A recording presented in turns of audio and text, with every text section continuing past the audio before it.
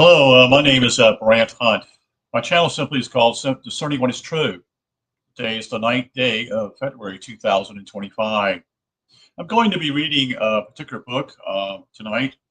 This is a longer book here by Dr. Bill McGraw. Um, the title simply is Mercury Really a Problem? This will be part one. I may go through, we'll see how far I get. I don't want to go super long in this particular book. This is kind of life story or what Bill,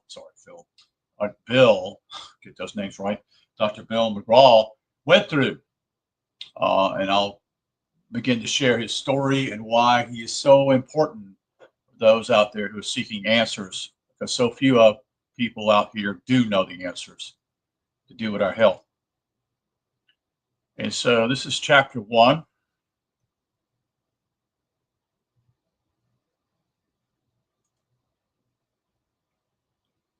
Simply called Introduction, Is Mercury Really a Problem?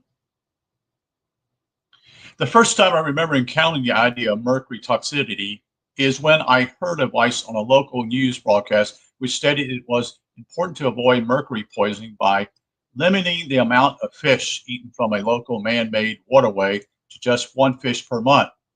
In other words, it's okay to eat this food containing mercury, but not too much, as it may cause a problem. That was during the early 80s, when I think everyone would agree that things seemed so much simpler. 30 years later, this would be well known as one of the most prominent ways heavy metals get into our body.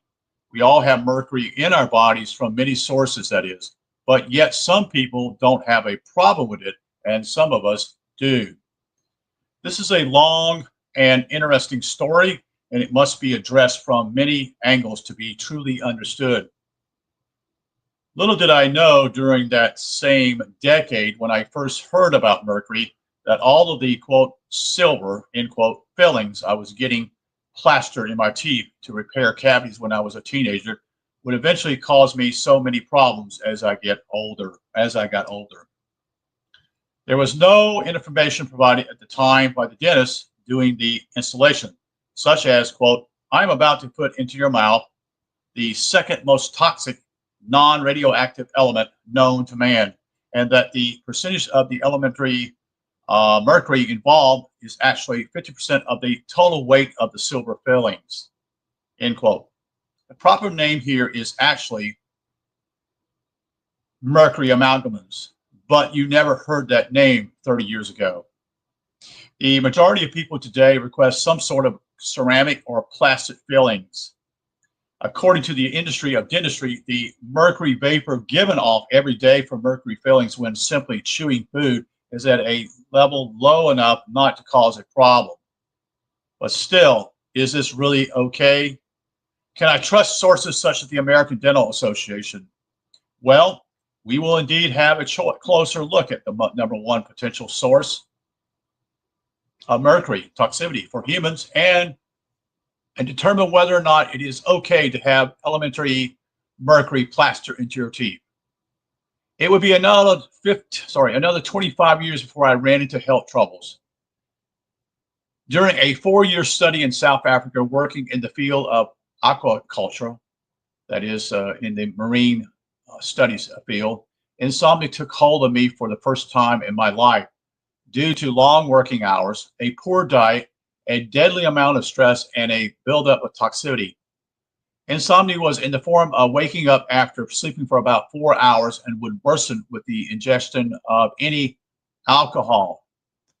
Another indication of the potential problem would be provided by the occasional heart palpitations, which was experienced for the first time as well during the same time period. You see, I visited a local known dentist, that is, a doctor, I should say, in South Africa. During 2009, it was provided with a drug that was very helpful, but my relief would last about 5 months before I needed a, quote, a new drug, end quote. Yeah, I remember that song by Huey Lewis in the News, something called I Need a New Drug, back in the 80s. I moved to Panama in January 2010 to work on a new project, and during this next 5 years, I saw another 10 doctors, all of whom provided a vast variety of sleeping pills, various tranquilizers, antidepressants, and detox and herbal remedies of all sorts. Later, I would discover another interesting variable. Gravitating the situation would be the 12 vaccines I received before moving to South Africa in 2005, a few of which were mandatory before entering the country. Most of these vaccines likely contain mercury-rich thimerosal, used as a preservative. I was trying to cover all my bases. I never would have dreamed that the shots would contain any heavy metal. At the time, I had no idea, and like most everyone else, I trust the medical industry. I thought they had all my best interests at heart, and they knew everything they needed to know. I really believed that they knew and lived by the code of, quote, first do no harm, end quote. That was a big mistake. Yeah, that folks, that's where we're at. It is a mistake to trust dentists or the doctors because it's a quote unquote practice. That's my words. More irony would be the mercury I received during the previous 5 years from eating two of my favorite foods regularly, fresh tuna and salmon. Perhaps I should have remembered the advice I first heard about mercury as a kid. Only eat so much fish to avoid mercury toxicity. Now I couldn't help but think how biosecure organic aquaculture production would help avoid ingesting fish containing a dangerous heavy metal, longer days, more stress. All the drugs that I took were once again a temporary fix, as a heavy-duty anxiety attack encountered during 2012 would have me pacing the halls of the large house I was renting with thoughts of death, as this was the worst I have ever felt in my life. All in my head, question mark, related to incurable insomnia. Well, yes. One naturopath that I saw in Panama many times during 2015 had me engaged in a variety of detox procedures, such as hooking me up to a machine, which turned out a 5-page summary of 100 different things that were wrong with me, which I did not find very useful. Among other things, I also took 6 ionic foot baths that were $30 a pop, a shot that is, which provided no relief for my insomnia. I could not get a straight answer as to why the colors in the water resemble oxidation, that is, rust, and why the process appeared to be simple electrolysis.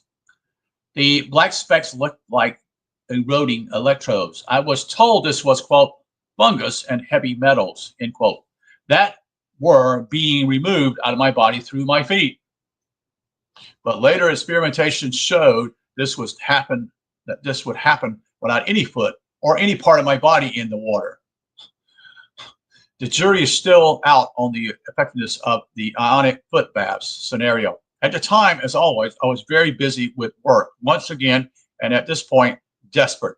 I again trusted that this doctor knew what he was doing, and I took it for granted he was going to help me. I did not want to be dependent on drugs for the rest of my life, you see, and I realized the ephemeral benefit they provided. I also could not find any other medical practitioner that could help me. And then the sciences in me took over, and I began to engage the problem scientifically, end quote. This would encumber upon me the need to purchase and analyze hundreds of health, quote, books on subjects ranging from supplementation, that is, with amino acids, minerals, to the famous books on gut health and candida, sorry about that, overload, headaches, which I suffer from on and off most of my adult life, body pH adjustments, hypothyroidism, herbal treatments, diet changes, detoxification, meditation, inflammation, and so on. Then I came upon the thing I needed to know. I discovered a more acceptable and simpler remedy came in the form of magnesium supplementation. Magnesium, which decreases anxiety and insomnia and lessens heart palpitations. Magnesium is the #1 element that is deficient in the body due to stress, and it is nearly impossible to have any negative side effects from it. But why hadn't any of my doctors I've seen over the course of so many years in 2 countries ever mention it. Just to tell you, folks, that how these guys are brainwashed. Anyway, that's my insert. I would later see a video from the mighty YouTube, which would describe how a potassium deficiency would contributed to heart arrhythmias from Dr. Eric Berg, B-E-R-G, which when taken in small doses would also help to calm me down by decreasing and regulating my heart rate and aid in sleep. However, Dr. Berg only recommended ingesting potassium through the diet. Potassium deficiency is blatantly linked with adrenal burnout. And not surprisingly, supplementation aids the adrenal glands.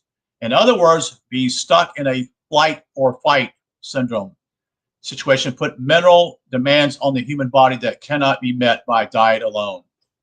I would not see potassium suggested as a supplement to aid in toxicity until I electronically stumbled upon the very interesting Dr. Max Gerson, Gerson. Dr. Gerson recommended treatments consisting of a diet of apples and carrot juice and potassium in the form of potassium iodine, which was Lugol's, L-U-G-O-L-S, and other interesting helpful compounds discussed in this book. In July 2016, I learned the best way to determine mineral deficiencies was to have a hair test done. A place called Trace Elements, which was located in Texas, provided me with interesting results from a sample of hair I sent them. I was low in calcium, magnesium, which I knew this already, manganese, sulfur, and zinc. This would be the last piece of the puzzle, you see, according to the hair test. The mercury level inside my body was high. Mercury, I would find out later, prevents the absorption of minerals. And this would complicate the situation or solution in many ways, as I discuss in forthcoming chapters. But why did any of the doctors ever test me for this, or at least offered it as a, quote, long shot, end quote, option? Mercury toxicity symptoms I experienced were headaches, insomnia, anxiety, eye twitches, sensitivity to light, being easily startled, and body aches and pains, especially in the morning. We will take a closer look at how to determine mineral deficiencies and the relationship to mercury toxicity in the following chapters. I learned from reading David Hammond's, Hammond's book on mercury toxicity that zinc and magnesium deficiencies are essential signs of potential mercury toxicity. The common symptoms of magnesium deficiencies mirror those of high mercury levels, irregular heart rhythm, and muscle pain, increase in blood pressure, and glucose imbalance. The mineral deficiency problem is compounded by the fact that modern agriculture does not add minerals to cultural soil like before the great agricultural revolution. So our food is lower in mineral content. It's basically zero, folks. That's not what he says. That's just what I see. Before the advent of electricity, cooking fires would produce ashes. This is critical for people to understand. It's a basic old remedy. I had a friend to tell me about this. Cooking fires would produce ashes. So in other words, if you burn a wood fire, you use those ashes, which contain minerals and used to fertilize gardens, which most people in countries like the U.S. and elsewhere own. People grew more of their own food before 1950. Also, there were fewer large dams, which blocked the alluvial input of minerals from the erosion of mineral-rich rocks from mountain streams. Early cultures around the world knew this, and alluvial agriculture in the areas would prove to be the most productive in nascent NASCNT farming. Another variable compounding the problem is that nearly all of the food that is grown in industrialized countries relies on chemical fertilizers that don't provide significant amounts of trace minerals such as zinc and magnesium. Adding fuel to the fire and the fact that minerals are not absorbed by our intestines as well anymore due to irritation in the gut from ingesting inflammatory foods containing gluten, GMOs, processed and fried foods, and oxidized oils. Most people in the modern world can't help but consume processed foods. Due to their ubiquitous availability of these items and the lack of, quote, proper food, end quote, especially while on the road in a foreign country. So many of us travel and we eat garbage that does not help us. There is still so much more to the story here. During July 2017, I began taking a vitamin powder product which contained a vast variety of compounds, including colloidal minerals. Having read 5 books by the well-known naturopath, Dr. Joel Wallach. This guy's very important, folks. Again, his name is spelled Wallach. And hearing him talk many times on the legendary show, Coast to Coast at AM. I remember hearing him on shortwave radio years ago. He's still alive, I was told. He's in his 80s, I think, or close to 90. I was becoming very familiar with mineral requirements and deficiencies of the human body. Reason why people never got sick in the past, folks, seriously, I'm serious. They had vitamins and minerals in their food. So they didn't get sick like we do over simple things. They didn't have mercury until basically the issue of gold, which was used to basically extract gold out of rocks. And they didn't have aluminum until early in last century, starting in about 1900, which are major heavy metals. There are about 7 or 8, or I think it's 8 or 9 of these metals. We'll talk about those later, but let's continue. All of the colloidal metals began a detox reaction, which caused more intense headaches, body pain, and fatigue. But I did not have insomnia or anxiety anymore. The sulfur components in the vitamin/mineral mix increased the natural chelator agents of the human body involving glutathione to remove mercury. But they also move mercury around the body, creating an increase in symptoms. This is known as redistribution of mercury and would become the biggest problem for people trying to remove mercury from their body that is stored in tissue. Finally, in 2018, I'd watched the endless streams of videos that would describe how chronic sinus infections, the inability to get a tan, slow to heal skin infections caused by simple cuts, which I seem to be prone to acquiring during my work, and the lack of smell would all point to a zinc deficiency that could not be cured with supplementation, I should say. Taking zinc twice per day, I was able to improve conditions of skin infections, but the other symptoms remain. This was in part due to the interference of mercury, you see.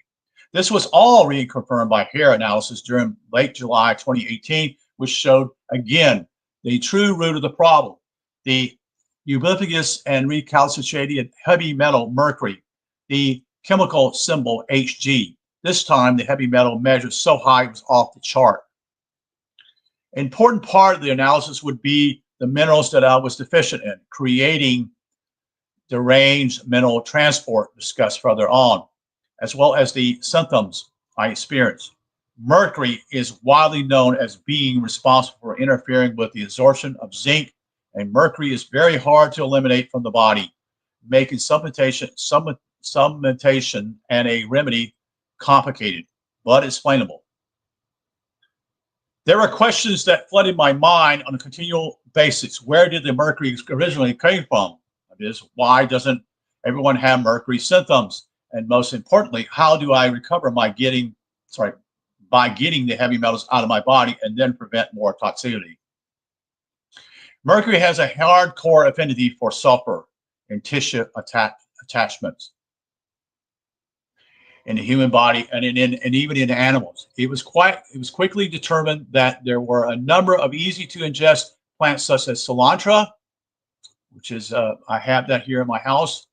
That is a way of actually getting rid of it, heavy metals, that would release stored mercury in tissues. But getting the mercury out of the body would be a daunting task. This is part due to the fact that once mercury is, quote, released from tissue, quote, it enters the bloodstream for removal. However, if there is not adequate natural chelation provided by the liver producing glutathione or chelators such as DMPS or DMSA or alpha liptic acid, etc., or the binders zeolite, activated charcoal, or amylopectin from fruit, then the mercury is just moved around and stored again. So that's what he's saying here really quickly. If you're going to do this, you're going to have to understand that you're going to have to chelate this stuff. And your liver needs to be healthy. And those who have fatty liver are really not healthy. That's already, they tell you have this, but they don't have the answers, you see, because they just can, all they can do is tell you what's wrong with you. In fact, they actually relay, that is the doctors themselves relay that basically they don't know anything about that. They'll just tell you what this is, what this DMPS is or DMSA. They give you all these fancy words, but they can't actually have any kind of way of solving the problem. Zeolite, I've known about. I think it's actually found in parts of Hawaii, but I don't quote me on that. Take that back. Don't quote me on that. Mercury in the blood can also be removed through internal sweating. That is not internal, intense sweating, which also pulls mercury from deep within the tissues. I have experienced this type of sweating working in the heat of the day in Panama for 2 or 3 consecutive days, which resulted in an increased dull ache throughout my body. Also, having taken binders such as half a teaspoon of chlorella, 2 to 3 pills of acetylcysteine, and alpha liptic acid, this would cause an increase in body pain and fatigue and chronic headaches. I had too much information that needed to be addressed before I could even engage in more chelation. Inflammation is the belly behind the top 3 leading causes of death in the United States from chronic disease. Increasing the intensity of symptoms during chelation happens without intracellular chelators, as mercury is transferred into the blood from cells very quickly as it is chelated and excreted. So as you pull more stored mercury out of tissues into the blood and excrete it, more floods in from cells that have mercury. Thus, it seems in order to remove mercury from the body, you have to poison yourself and experience more intense and often devastating symptoms. This process will be discussed in greater detail. There would have to be better solutions found. I refuse to believe that was it. Excretion depends on what condition the organs of the body are in. And of course, mercury damages the liver and kidney where it is stored. And there are the very organs that are responsible for removing this heavy metal naturally without supplementation, I should say. So mercury toxicity, it appears, is indeed very diabolical, that is, in nature. A quote from Dr. Jane Hightower's book, Diagnosis Mercury / Money, Politics, and Poison, regarding a discussion with another MD, certainly hit home with me as soon as I read it. Quote, you don't get rid of mercury, it stays in your body forever, end quote. This may very well be true, as mercury causes horrible terminal disease in the elderly unless you aggressively treat it. And aggressively treating it means you will have inflammation, which is one of the biggest problems in health for people living in the industrial world. First, do no harm. Here, knowledge of the whole story would not only be powerful, but necessary for survival and to get to the root of this heavy metal, because no one book or group of people seemed to have the answers I needed. Like the hole in the ground on the cover of this book. The further I went down, the more I found out. The further I went down, the more I could not stop. I will later find out through intense research that mercury toxicity has been well documented to cause various chronic health problems, such as the ever-present in today's society called brain fog, headaches, and yes, insomnia, where my hardcore health journal first began. I will learn the effect mercury has in the body, contributing to the chronic pain associated with modern disease, such as fibromyalgia and chronic fatigue, and more disturbing, Parkinson's disease, multiple sclerosis, cancer, and immunodeficiencies, etc. All of these answers will be provided here by a stunning amount of sources that provide indisputable proof mercury is the bottom line in the chronic disease. And lastly, my medical journey took a tangent when I began experimenting with the Rife technology to cure a variety of elements. I'm sorry, not elements, ailments affecting friends and close relatives. And as expected, I began Encyclopedia of Cures. A year later, when I began treating more people, it became a small business. Invariably, my clients would always say, quote, "Can you send me an email with all the things we talked about," end quote, which led to the writing of this book.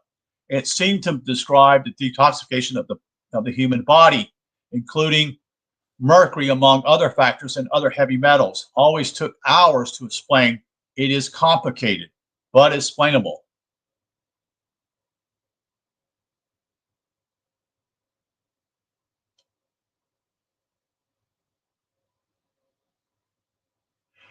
I have an absolute need to find out how this all came about. How do we manage to get so much mercury in the environment and in our body?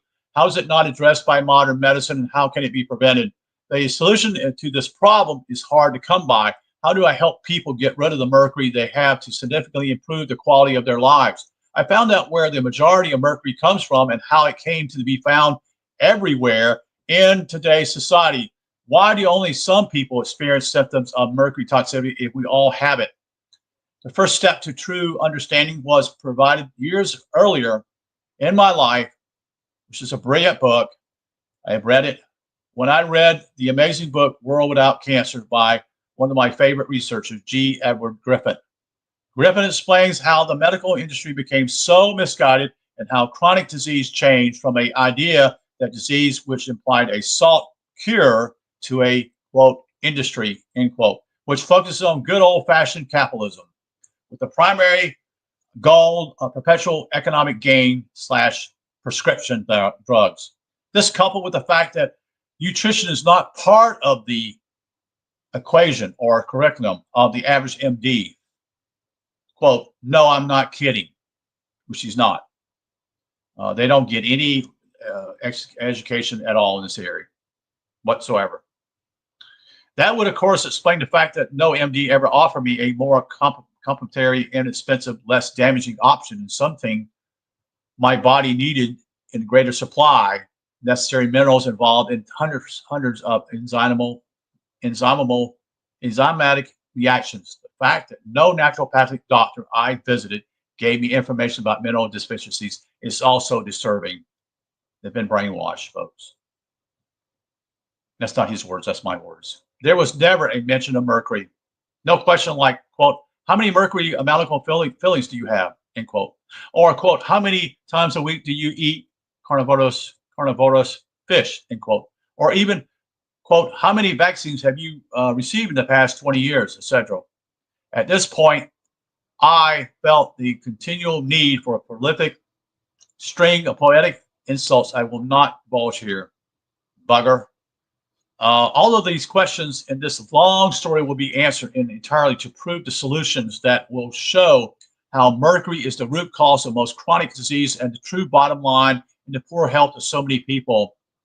This will be approached from every avenue possible, delving into the likes of geology, mining, medicine, nutrition, dentistry, fisheries, aquaculture, that's not agri, that's aqua, biochemistry, physiology, soils, and traditional agriculture, politics, and many others. Let us begin with where mercury comes first. Yes, it is complicated, but it is explainable. The ultimate truth is out there. The ultimate truth about mercury is here. Let us begin. So this is chapter 2. Continue. Where mercury comes from, natural sources. So it was obvious that I had a problem with mercury, and likely many other people did too. But before I engaged the problem further, I wanted to go back along the line of the process. Where did mercury come from? I knew the basis of how bad it was and how it got into my body. But what is the heavy metal all about? Where is it found originally? What makes it so valuable that industry has to use it and allow it to become toxic to people? Why is it so hard to do something about it? This is the beginning of the story of mercury as we find out what it really is. Okay, here we go. Mercury is the Earth's naturally. in its elementary form and as a sulfide, and we have extracted it and used it in varieties of industry. Mercury is not easily found as a metal in nature, but exists in 25 minerals within the earth. It is one of the two elements that exists as a, quote, liquid at room temperature, the other as bromine. The most common form of mercury is found in a compound called mercury sulfite, SHG, capital S, or better known by its common name, cinnabar. Cinnabar is mined for the average mercury concentration of 1% or 1 part per 100, but it can contain as much as 70% elementary mercury. Cinnabar is insoluble in water and not very toxic to humans compared to other forms. However, if the ore comes in contact with rainfall, it can be eroded and end up in streams and lakes where it can be transformed into more toxic form. So here's the quick deal here, folks. Here's the deal. Mercury should have never been mined. I'm just saying this is because basically what he's saying simply is once it got out in the open with the elements, it went everywhere. That's what he's saying. It should have never been mined. One form of cinnabar has a brilliant red color and has been used as a pigment called vermilion, Bermillion. The pigment was likely used in prehistoric times to draw on the walls of caves. It was later used as a pigment in more modern paints and tattoos. Because mercury has a relatively low boiling point of 360 degrees Celsius, this properly makes it useful for industry as a dye. Most ore containing mercury in the form of HGS is refined by burning off the sulfur as sulfur dioxide leaves elementary mercury behind as a gas to be collected through distillation.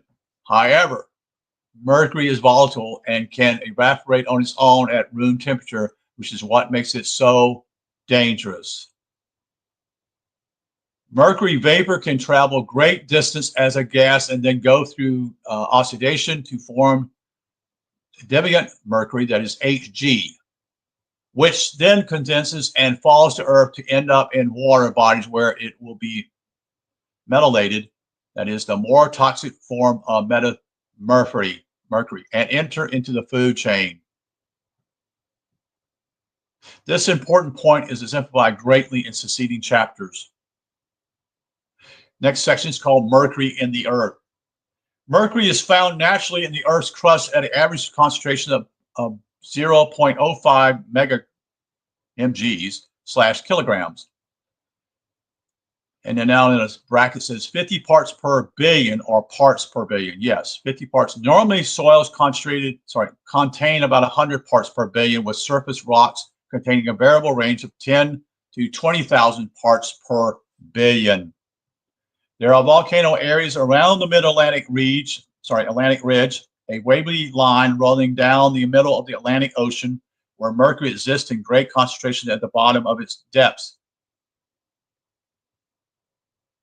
There is also a circular area that winds around the edge of the Pacific Ocean, where there existed increased volcanic activities and high mercury levels. I think that's what we call the Ring of Fire. Yes, he does say that here. This circular shape is known as the Pacific Ring of Fire, and it mirrors part of the same area where higher concentration of mercury exists in rock extending around the globe across many continents, including, most importantly, China. Mercury ore is formed and mineralized in the areas where there is volcano activity. The higher mercury areas that shadows the Pacific Ring of Fire form a major part of Mercury-Furcus belt where mercury mines are located. The emissions of mercury vapor from these areas are higher than normal.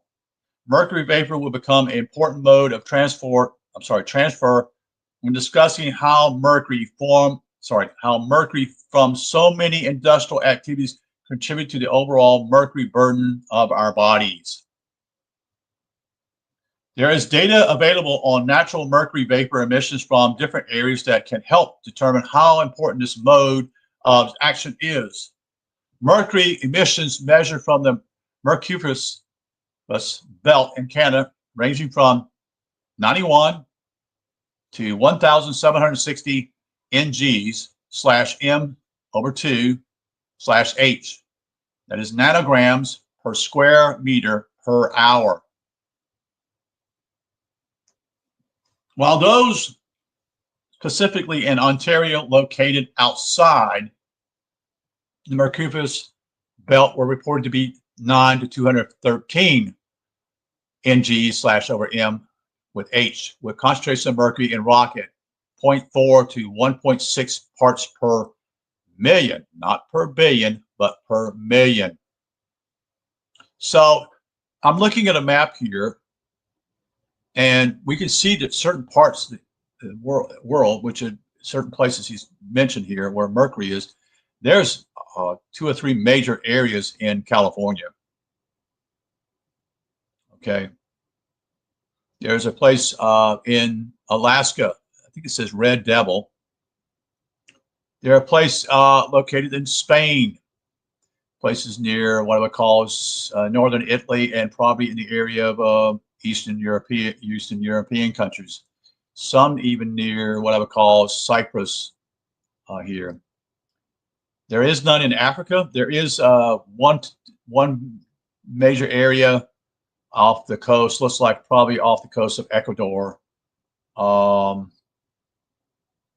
think it's too far north of Chile here, so it's probably Ecuador, as far as I can tell, if I can remember my map well enough. Because I think Peru is inward, so it'd be Ecuador would be on the outside, I think, but I could be wrong. Then there's actually a place out what we call, looks like probably on the Russian and China border. That is in the middle here. And then you have areas located in what I would call Indochina area, and then you would have an area near the islands here. Looks like probably near Indonesia. There's certain areas where the mercury, but most of it's what I would call during the part of it, mostly what we see here is the Ring of Fire.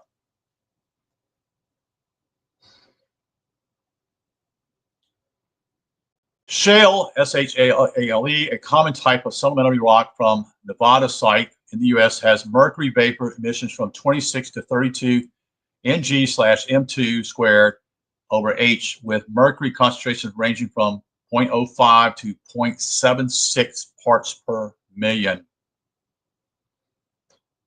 Central British Columbia, which is further up the area, going further north, measures a 92 ng/m square /h. So in other words, it's almost three times as strong. Emission rates from a mercury concentration in the rock of 180 parts per million, which is from a known cinnabar enriched area. Crushed cinnabar ore has a higher known average vapor value of 2,583 to 5,066 ng/m square /h, with a mercury concentration of 267 parts per million. This is a place in British Columbia. Is that what you said? Yes. Well, that was in British Columbia. So yeah. So wow. Higher temperatures increase the amount of mercury vapor enter the atmosphere from its solid and liquid form. So in other words, what's happening simply is that the heat goes up in the air and it just sort of floats around. That's what I'm gathering here. Now let me continue on. From its solid and liquid form, an instant of this would be the higher temperature in the Mediterranean area, which has increased mercury vapor volatilization from cinnabar at 3 to 30 ng/m square /h, with a mercury concentration of the cinnabar there of just 1 part per million. Yet another site in Ontario, Canada, with a mineralized fault zone had much higher cinnabar mercury vapor emission rate, which has been measured at 1,760 ng/m square /h, a much higher cinnabar ore concentration of 125 parts per million. This was stated as being an average and an expected rate of emissions from a known mercury-rich area.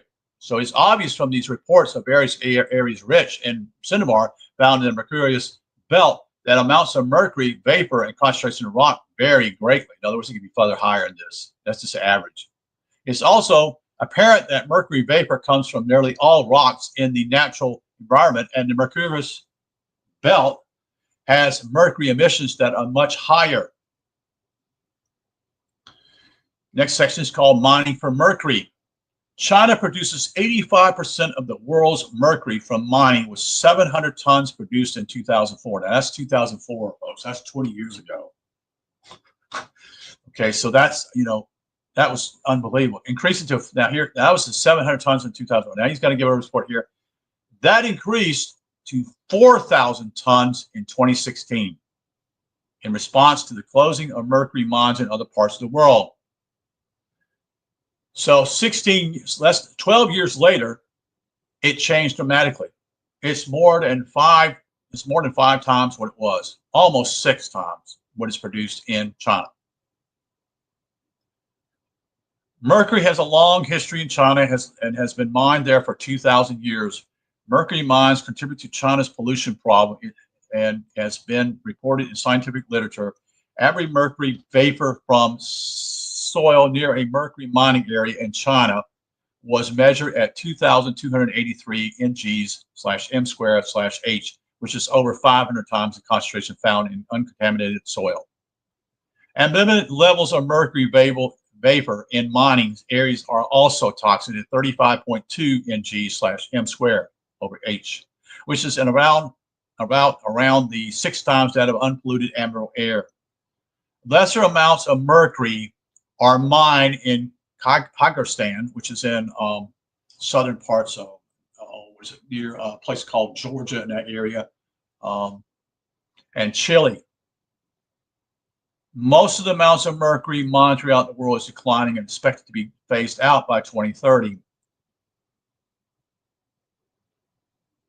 California in the United States is also the Mercurius belt, and there are many mercury mines located there. Mercury from mines was used for refining gold in the 1800s, much of which ended up in the environmental after being used for gold extraction through amalgamation, I should say. The biggest enriched mercury mine in the U.S. was found in the San Francisco Bay watershed and was called New Almaden, Almaden, earned after the richest mercury mine in Almaden, Spain. Almaden is the Arabic word for, quote, the mine, enclosed. The mine opened in 1847 and operated to its closure in 1976. More importantly, mercury will be found throughout the area for hundreds of years more, according to professional sources. So it may be relative to say here that mercury is in the environmental forever. After burning off the mercury in the cinnabar ore for collection during the California gold rush, the leftover crushed rock known as mine tailings, or calcins, I guess is how you pronounce it, was piled up often near streams. The leftover mercury in these piles of mercury talons would leach into the local waterways and make its way into the San Francisco Bay. These piles of leftover waste still contain mercury and have been cited as emitting the highest amount of mercury vapor from any altered geological site, 3.334 mg/m²/h. This amount of mercury vapor emission is 550 times that reported to be from natural unaltered areas, which is 6 mg/m²/h. The second largest mercury mine in the San Francisco Bay Area was the New Almaden mine, which is operating from 1854 to 1972. The local stream found nearby has had mercury levels. The local stream found nearby has had mercury levels measured there in the late 1990s, being labeled as significant. The San Francisco Bay Area consequently has mercury levels that are consistently over the limits for water quality standards, reportedly concentrating in the fish found in the bay as a level of 1,000,000 times more. Mercury is mercury is very potent polluter. The amount of mercury to contaminate a small lake over federal limits would be just 1 gram. Meanwhile, the amount of mercury entering the creek from the new Hidalgo mine is estimated to be 1.5 kilograms per year. Most of this ends up in San Francisco's Bay. Although local water may still contain mercury from many years of mining, heavy metals releasing from mining effluent would be about 50,000 times more in the settlement of river bottoms. These settlements create a reserve sink of mercury that continually contributed to more mercury contamination in the river water. The fish living in these contaminated rivers would contain 500 times more mercury than of the water. Mining effluents typically creates receiving waters with a low pH of about 5, creating greater removal of minerals from sediments and rocks, as acids have a tendency to dissolve solids. California is estimated to have about 2,000 mercury mines no longer in use.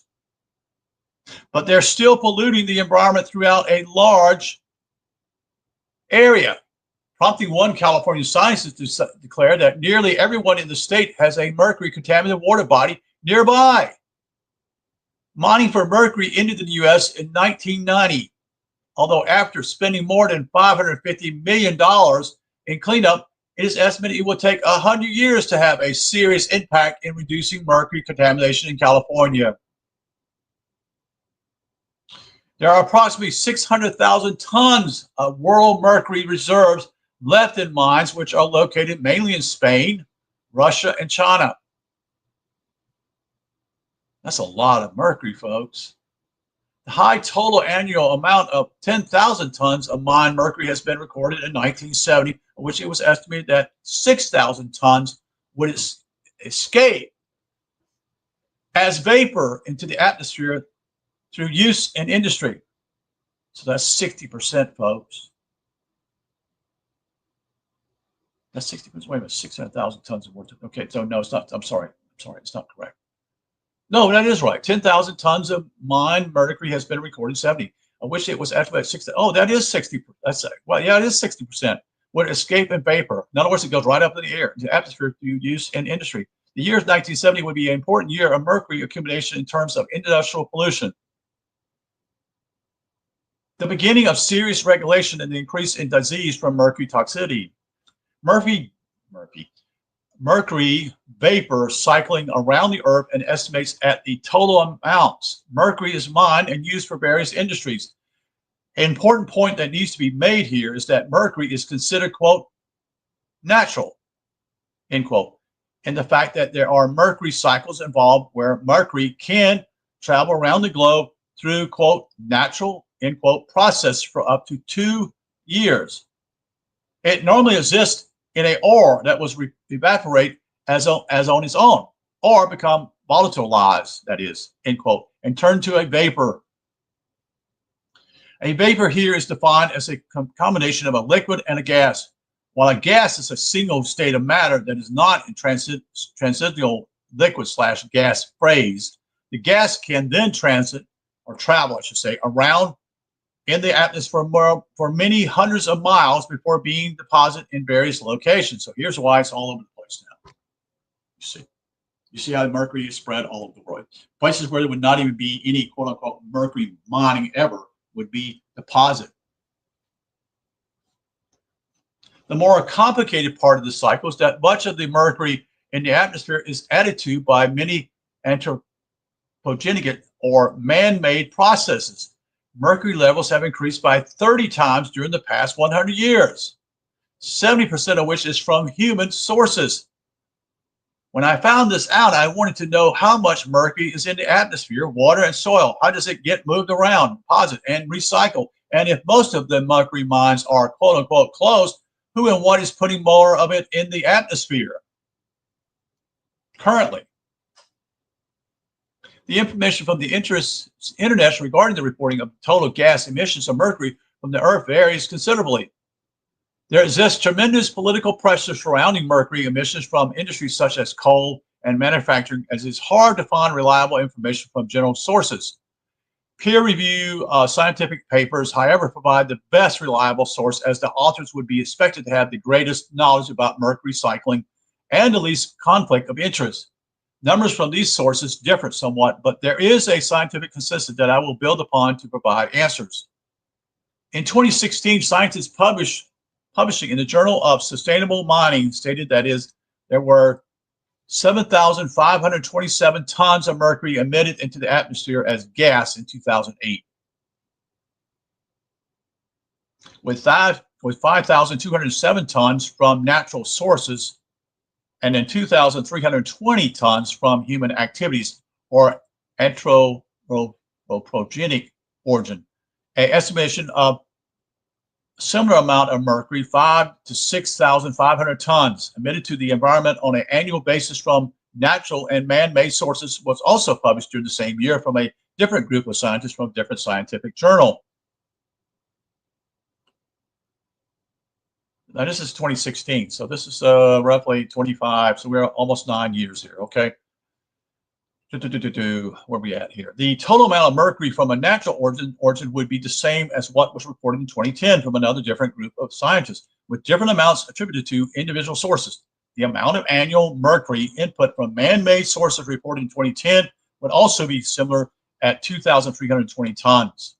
However, the total amount of mercury is not expected to be exact, and the amount of mercury from individual anthropogenic sources that is emitted into the atmosphere would understandably be variable due to the changes in industry.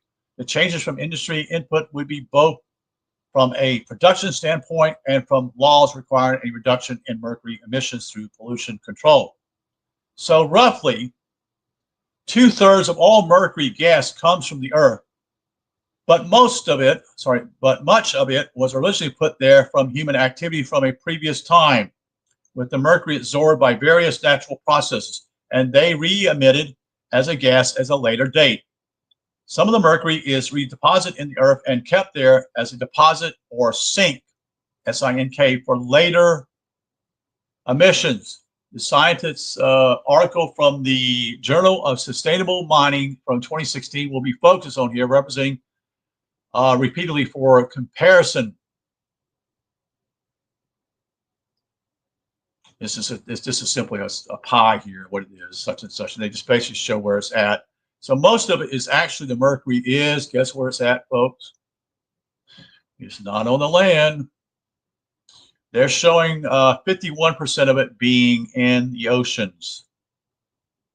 That might explain why fish are beaching themselves on the beaches.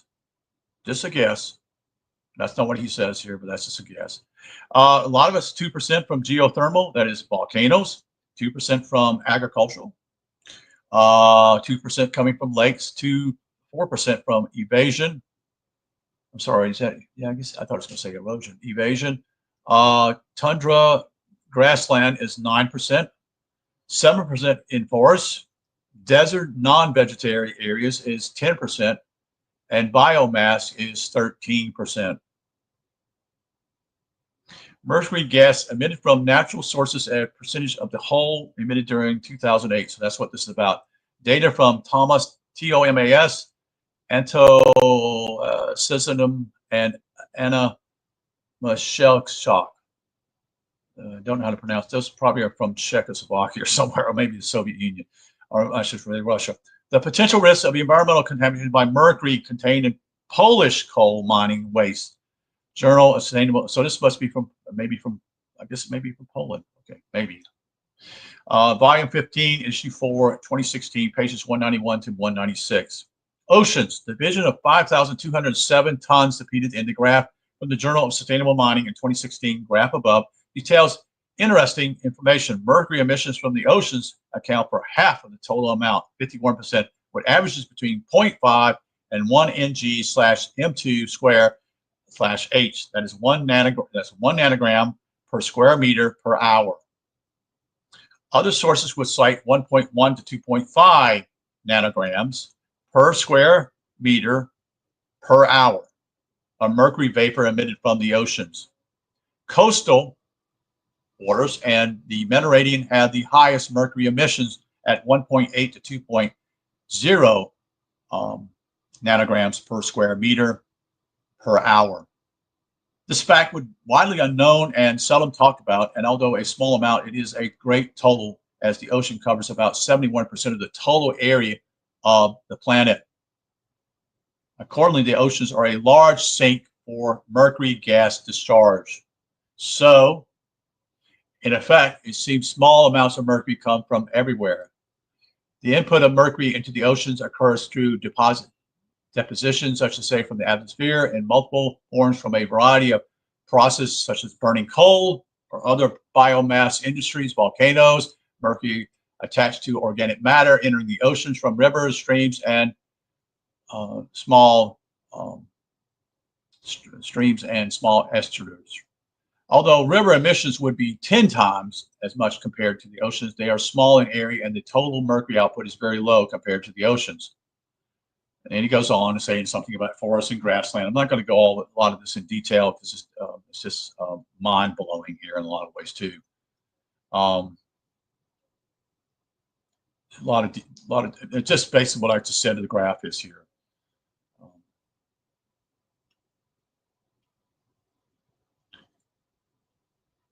He goes on here. I'll say one more thing. He says, burning of biomass burning most of them forest fires. Okay.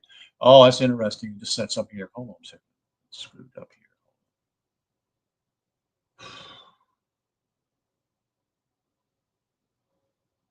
So mercury is generally known to accumulate in fish, and warnings are given only for eating higher order predators such as swordfish and tuna.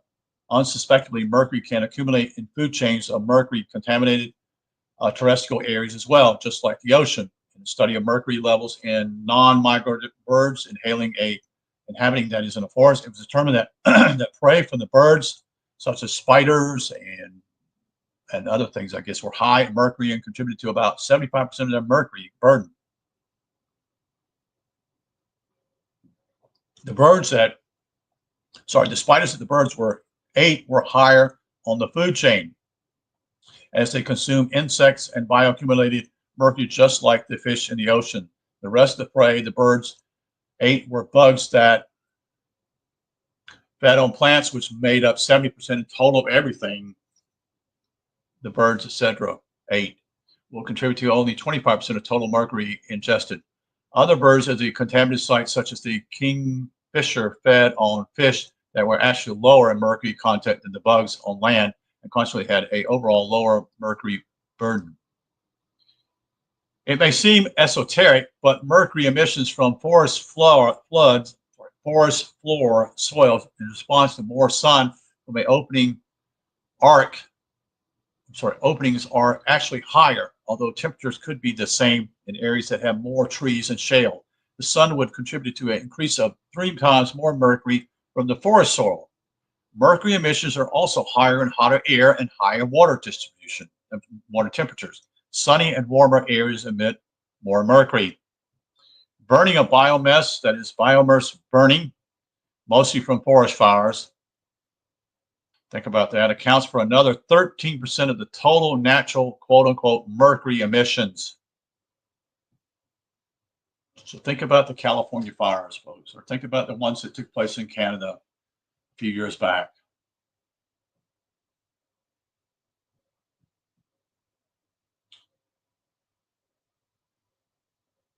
Lesser known re-emissions by burning something containing what we call pre-absorbed mercury can be a big source of mercury pollution. If a forest catches fires and burns, the mercury is given off as a gas.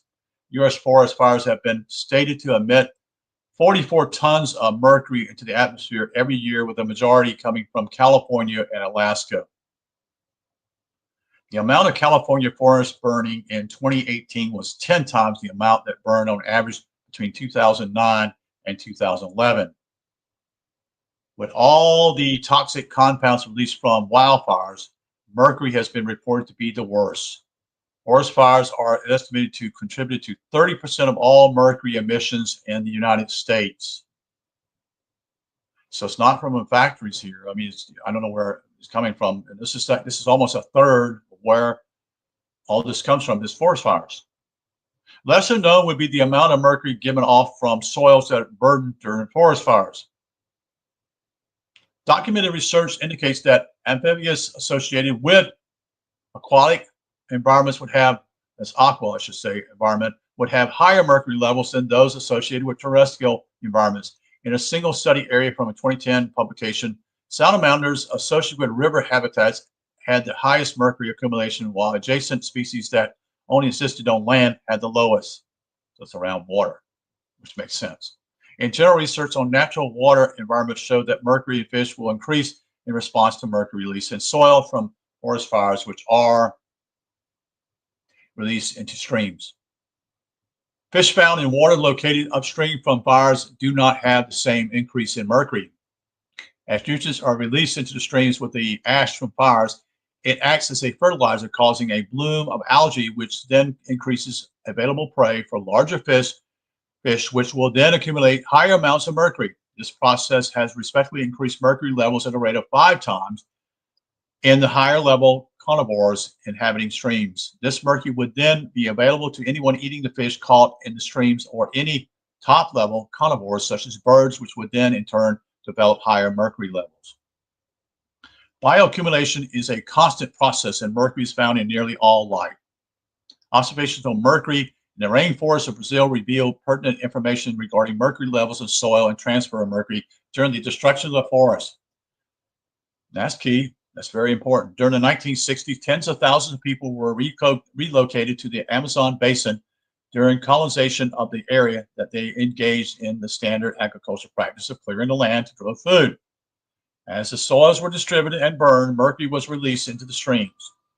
Regular with rainfall, mercury was released from soils during the periods of 1996 to 1999.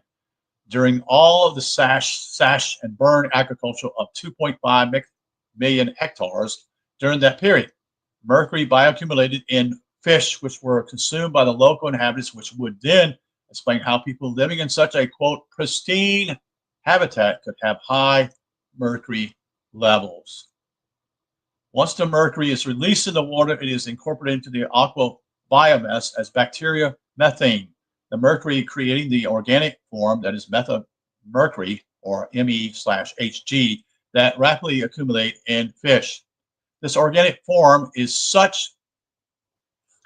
much more toxic than the elementary Hg, meaning basically mercury.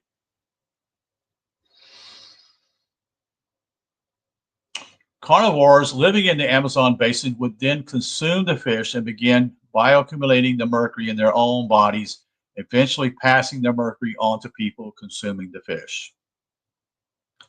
Soil and rock. Even soil without any vegetation can emit mercury gas. Soil can accumulate mercury from minerals and rocks and depositions from volcanoes and geothermal vents, as well as processes previously mentioned. Although natural soil generally contains less than 0.5 parts per million or 0.5 micrograms per gram, some areas contain up to 100 times more due to the natural geological processes. Increase in soil temperatures and water can increase the amount of mercury gas given off into the atmosphere in the areas of the world that have not seen rain in several months.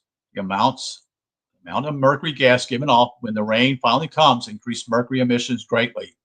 As soils are often drier than become mercury sinks until the next rainfall. A complete description of this abiotic, this non-living process may be beyond the scope of intention of this book. However, it's safe to say that the mercury is sort of a, quote, shaken loose, end quote, by the water input. The mercury vapor emissions from temporal wetlands can be higher by a factor of 4 times, increased to 13.2 Ng/m/square/H from the period of full leaf cover to the spring, fall, when temperatures and water movements would promote mercury gas release. Much of the difference in emission flux is related to how mercury changes in form, which may make it more volatile and prone to more evaporation. Mercury gas coming from granite rock is perhaps the oldest and most unexpected source of mercury emissions. I shouldn't say oldest, it should be oddest and most unexpected source of mercury emissions. An internet article that the toxicology of mercury stating that granite rock actually accounts for 80% of total atmospheric mercury. A research paper from Geophysical Research contained the most in-depth reports on mercury emissions from natural sources. This paper listed mercury vapor emissions at 1 ng/m2 over H from granite rock located on a site from Canada with an average mercury concentration in the rock of 0.125 parts per million. The average mercury emission from water in Canada would be nearly the same. Mercury can be measured nearly everywhere, yet calculations of fluctuations vary. The table in the following pages an estimate from several sources and is used for comparison only. These are the average estimates of mercury emissions from land and water. The greatest difference can be seen from land located on Mercurius belt, which has about 20 times the emissions compared to areas outside of it, that is mercury-rich areas.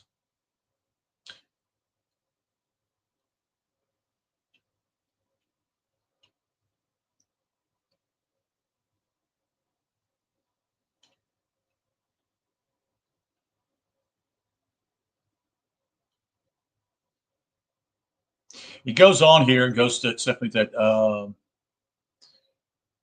the mercury-rich areas, and it has a source of mercury emissions. So oceans 1.2, Mercurius land 94, and non-Mercurius land is 4.6. It goes on to explain some things about volcanoes, where site has only contributed to only 2% of the total natural emissions from 2016 cited article.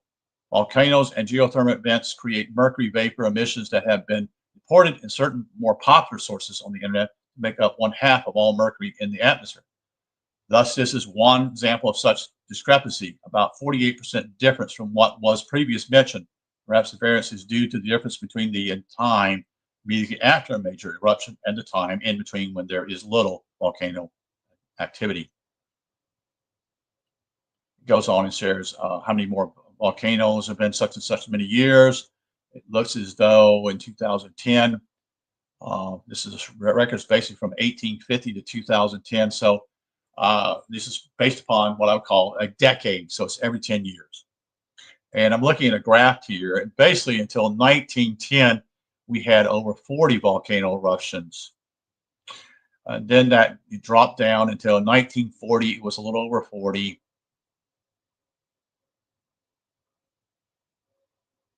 And then 1950 increased a little bit more. 1960 increased even more. In fact, 1960 got to the point almost up to 60 volcano eruptions worldwide. 1970 dropped a little bit further down, probably in the high 50s or mid 55. Then in 1980 was the highest, almost the highest, over 60. Then it dropped back in 1990, back to the record probably of high 50s. Then in 2000 and 2010 have equal or actually been more volcano eruptions. In other words, it would be probably in the area 65 eruptions, somewhere in that neighborhood. I'm just guessing here. This is the graphs above 60, so it's not quite 70. The one here in 2010 would be a little bit higher, which is actually the highest on this graph. Now, the key is simply it's just based upon, seeing these things, knowing about these things, because in 1850 we were not aware of these things, so to speak. So that's the other thing, but that's just my speculation. So the graph showing the increase in worldwide volcanic eruptions per decade from 1850 to 2010. This is from the Smithsonian Global Volcanoes Program. And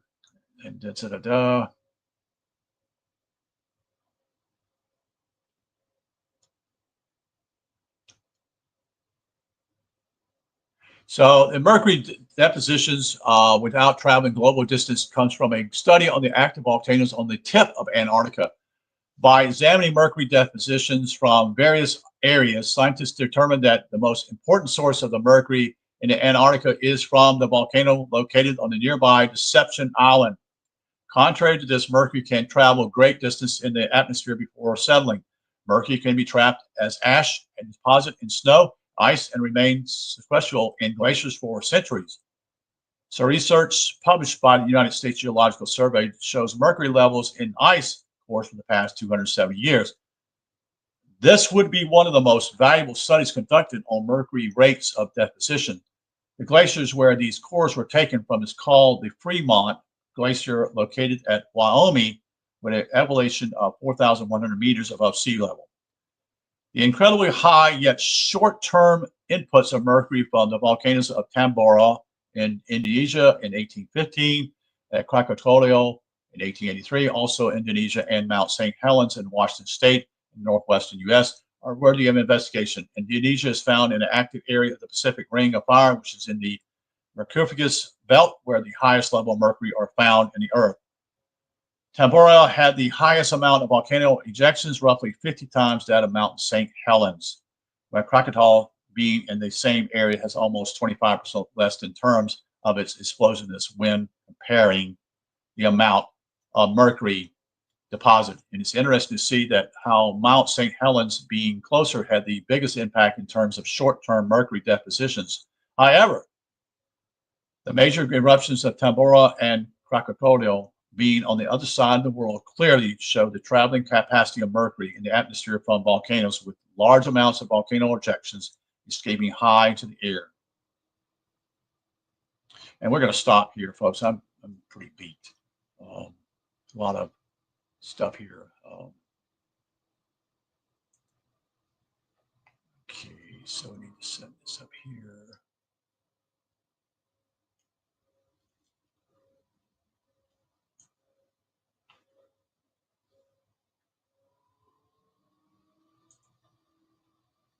Yeah, hour 11 minutes. I didn't mean that. Yes, good to see you, Mr. Antelope. It's about 8:39, so it's probably over an hour ago. What time is this? About 9 o'clock. It's after 9 o'clock. So, yeah, about an hour and 11 minutes here. I'm going to stop here at this point. Yeah, good to see you, Mr. Antelope. Take care. And we're going to cease this at this point. But anyway, the point simply is this was a communication with Mercury. Is Mercury really a problem, by Dr. Bill McGraw, part 1. So we're stopping here tonight. But I want to say this simply: is Dr. Bill McGraw is probably the he has gone through a lot. He's talked about it. I don't think he's trying to sensationalize it, but he's gone through and this is true of mainly people who actually have had to go through crap like this and try to deal with all kinds of ailments and being sick, trying to find the answer. And he's very persistent in what he's trying to find out. So, again, I would appreciate you spreading this videos, because I think this is very critical for us to understand. But I can tell you this much: the dentists have done a deal on us, folks. We just accepted these people as knowing something, and they've been quote unquote brainwashed themselves. But they need to be educated. The point simply is mercury is a poison, and you need to stop it. Period. Okay. They just simply have done it by habit themselves, and we need to stop the habit. So, have a good night. Talk to you later. We'll do another video in the near future. Take care. Bye-bye.